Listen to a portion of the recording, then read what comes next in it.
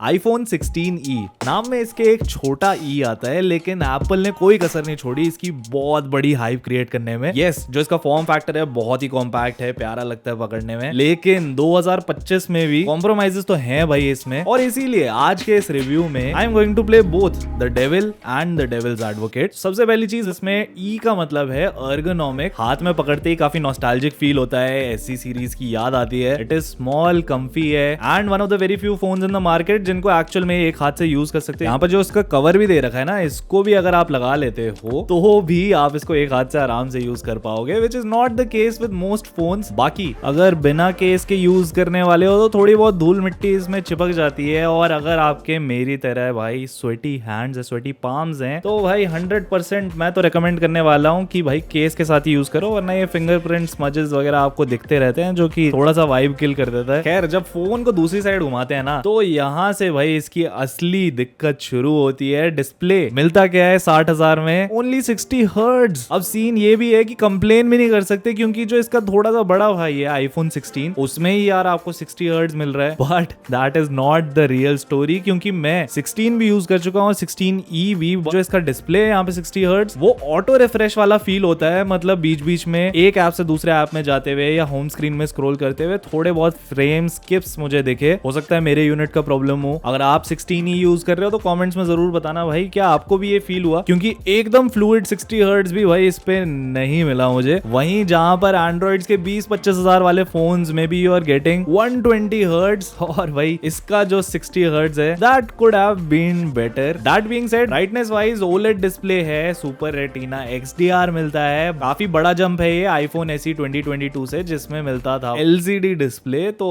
In that regards ये upgrade है, but the bezels they still remind me of the iPhone XR। तो design wise तो मैं बोलूंगा yes it's ergonomic, but display wise थोड़ा embarrassing है ये। बट फॉर दिस 60,000 फोन, इसका जो ऑडियो परफॉर्मेंस है, not just speakers but mic का भी, that is the best in the industry. बहुत टाइम से बोलता हुआ आ रहा हूं मैं ये सेम चीज कि एप्पल का ऑडियो सेटअप जो है माइक और स्पीकर्स का, that should be the industry standard, जो कि बाकी ब्रांड्स के लिए मैच करना बहुत मुश्किल है। Only a few brands have been able to do that, जिनमें से नोकिया एक हुआ करता था with its Ozo audio technology. And recently मैंने ओप्पो का Find X8 भी टेस्ट किया था, which has levelled up its audio game. But अगर आप iPhone खरीद रहे हो और iPhone 16e खरीद रहे हो, तो भाई ऑडियो के लिए बेफिक्र रहो। Both the speakers and mic are एक नंबर, ई से एक नंबर। चाहे आप इस पे गराज बैंड पे म्यूजिक बना रहे हो, BGMI खेल रहे हो, या फिर गाने सुन रहे हो, जो स्पीकर का यहाँ पे आपको, मतलब नीचे वाले स्पीकर का और ऊपर वाले स्पीकर का स्टीरियो मिक्स मिलता है, साउंड स्टेजिंग मिलती है, that is definitely unmatched for this price. Price वैसे ज्यादा बात कर रहे हैं, लास्ट में आपको अच्छे से बताऊंगा कि क्या ये फोन आपके लिए है भी या फिर नहीं। अभी फिलहाल सिर्फ कैमरास की बात करते हैं। तो भाई एक ही मेन कैमरा मिलता है 48 मेगापिक्सल का, 4K 60 FPS में आप इससे वीडियो शूट कर सकते हो। डिजिटल 2x जूम भी मिलता है, विच इज स्मूथ। बट हाँ, ध्यान रखो कि ये डिजिटल जूम है, ऑप्टिकल नहीं, क्योंकि यहाँ पे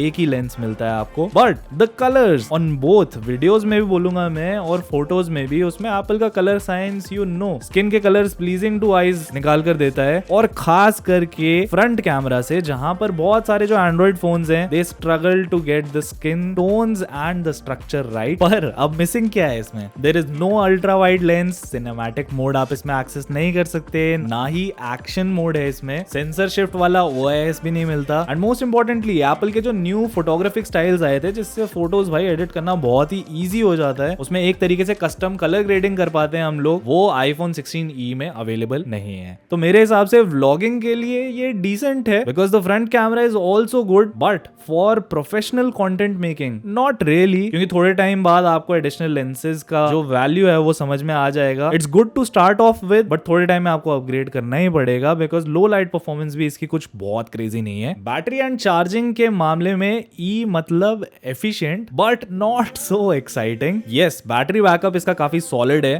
साइज के हिसाब से 7.5 घंटे 7.5 आवर्स का मेरे को इस पे स्क्रीन ऑन टाइम मिला, जिसमें WhatsApp, YouTube, call of duty के 2-3 सेशंस और म्यूजिक सुना मैंने। ऑलमोस्ट हैवी यूजेज ही मान लो मेरा। बट भाई दिक्कत वहीं आती है कि फोन छोटा है, बैटरी अगर 7.5 से 8 घंटे भी मान लो बैटरी बैकअप दे रही है, बहुत लोगों ने 9.5 भी मेंशन किया था, बट मुझे मैक्सिमम 7.5 या 8 घंटे का ही बैकअप मिला, जिसके चलते भाई दिन में 2 बार फोन चार्ज करना पड़ता है। अब वो भी बहुत बड़ी दिक्कत नहीं लगती मुझे, क्योंकि जो भी अभी मैंने रिसेंट में फोन यूज करे हैं वो भाई फटाफट जूस अप हो जाते हैं। 15 से 20 मिनट मैक्सिमम आधे घंटे में आपको पूरा फोन चार्ज मिल जाएगा। कंपनीज के अकॉर्डिंग वैसे 40 मिनट तक में हो ही जाते हैं मोस्टली सारे फोन आज की डेट में महंगे वाले charge. But the story is very different with iPhone 16e। पूरे 2 घंटे लगे मुझे इसे पूरा चार्ज करने में। और अगर आप ऑन द गो हो तो इसमें मैगसेफ नहीं मिलता, Qi2 का सपोर्ट नहीं है एंड लिटरली अब इसके प्राइस के एंड्रॉइड फोन्स आ गए हैं जो वायरलेसली इससे तेज चार्ज कर लेते हैं फोन्स। तो that's something you'll have to take a note of, क्योंकि अगर बहुत ज्यादा फोन यूज करने वाले हो then with even less heavier apps आपको एक दिन के वर्क डे में आपको डेफिनेटली ये चार्ज करने की जरूरत पड़ेगी unless you are using it as a secondary phone. और हाँ, वैसे वायरलेस चार्जिंग के बारे में बहुत लोगों को डाउट था, तो इसमें वायरलेस चार्जिंग में ई का मतलब है essential. Yes, wireless charging supported है लेकिन मैग सेफ नहीं है। Okay, story time. मैंने सोचा कि वायरलेस चार्जिंग भी टेस्ट कर ली जाए एंड टू माय सरप्राइज मैंने इसको आईफोन 16 प्रो से चार्ज किया। 16e को 16 प्रो से वायरलेसली ऐसे बैक पे रखकर। यहाँ पे जैसा कि आप देख सकते हो भाई, there is no charging.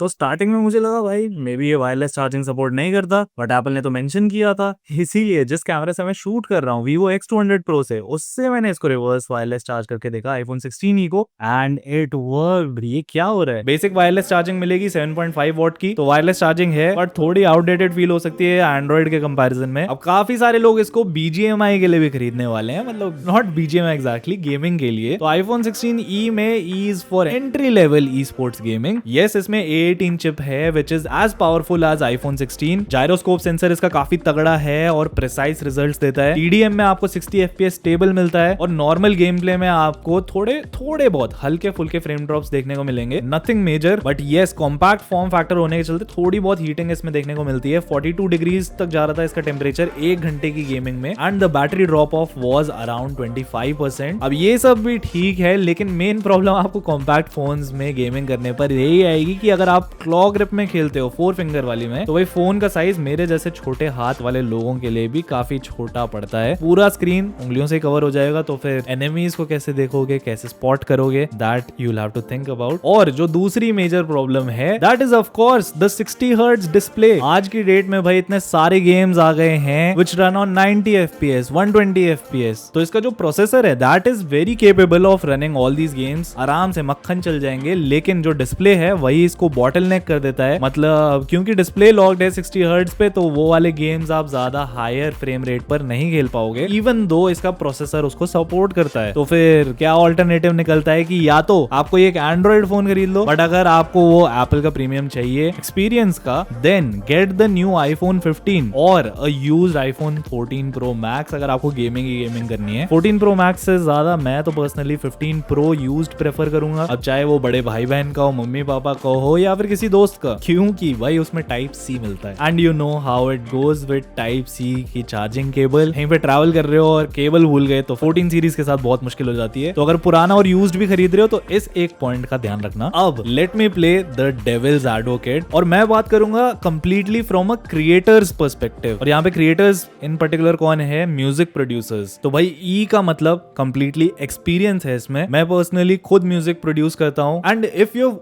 Owned an Apple device before, आपको पता होगा इसमें गैराज बैंड करके एक ऐप आती है। जिनको नहीं पता, गैराज बैंड एक सॉफ्टवेयर है जिसमें आप पूरा का पूरा गाना बना सकते हो, मतलब घर पे ही पॉकेट में आपके इतने छोटू से डिवाइस में देयर इज अ स्टूडियो। बहुत से आर्टिस्ट हैं जिन लोगों ने इसी का माइक यूज करके, क्योंकि एप्पल की माइक क्वालिटी बहुत तगड़ी है, अपने गानों के सैंपल्स भी रिकॉर्ड किए हैं। और यहाँ पे जो एप्पल का इकोसिस्टम है ना, ई से इकोसिस्टम, वो बहुत ही काम की चीज है which Android will take ages to develop and to catch on to, क्योंकि यहाँ पर कुछ एक्सक्लूसिव एप्स भी मिलती है। आईफोन 16e या फिर एप्पल का कोई भी डिवाइस है, आपके पास आईपैड है, मैक है या फिर मैकबुक है, सब में वर्क करता है। जो फाइल ट्रांसफर है बहुत ही सीमलेस है, मतलब इसमें जो आपने गाना बनाया हुआ है वो आप अपने मैकबुक में ट्रांसफर करोगे तो सेम गाना आप प्ले कर सकते हो सेम फाइल्स के साथ। उसे आईपैड में भी ट्रांसफर कर सकते हो, उसमें भी चलेगा। और इन सब चीजों के लिए ना बहुत माथा नहीं मारना पड़ता कि भाई कैसे इंस्टॉल होगा, क्या करें। It's like all these devices talk to each other. और यहीं पर गैराज बैंड जो है बहुत ही एक अंडररेटेड पावर हाउस बन जाता है, specially for music producers, singers भी इसका काफी ज्यादा फायदा उठा सकते हैं वैसे। तो अगर आप एक एस्पायरिंग म्यूजिक प्रोड्यूसर हो, take it as my word कि ये एक आर्टिस्ट का काम बहुत ही आसान बना देता है। मान लो कि तुमने iPhone 16 ही अपना फर्स्ट डिवाइस खरीदा, गैराज बैंड में बहुत सारे प्रोजेक्ट्स रिकॉर्ड कर लिए, and now you get another device bye Apple, MacBook या मैक खरीद लिया है, तो फाइल शेयर कर सकते हो, और जो कंटिन्यूटी है ना, that is magical. Same music की प्रोजेक्ट फाइल आपकी खुलेगी, उसमें आप एडिट कर सकते हो और अच्छे से, क्योंकि बड़ा स्क्रीन मिलेगा आपको वहां पे। And once you are saturated, मतलब आपने पूरा गैराज बैंड सीख लिया है, अब आपको थोड़ी कमी पड़ रही है और अपग्रेड करना है, तो इसी का बड़ा भाई अब पिक्चर में आ जाता है, विच इज कॉल्ड लॉजिक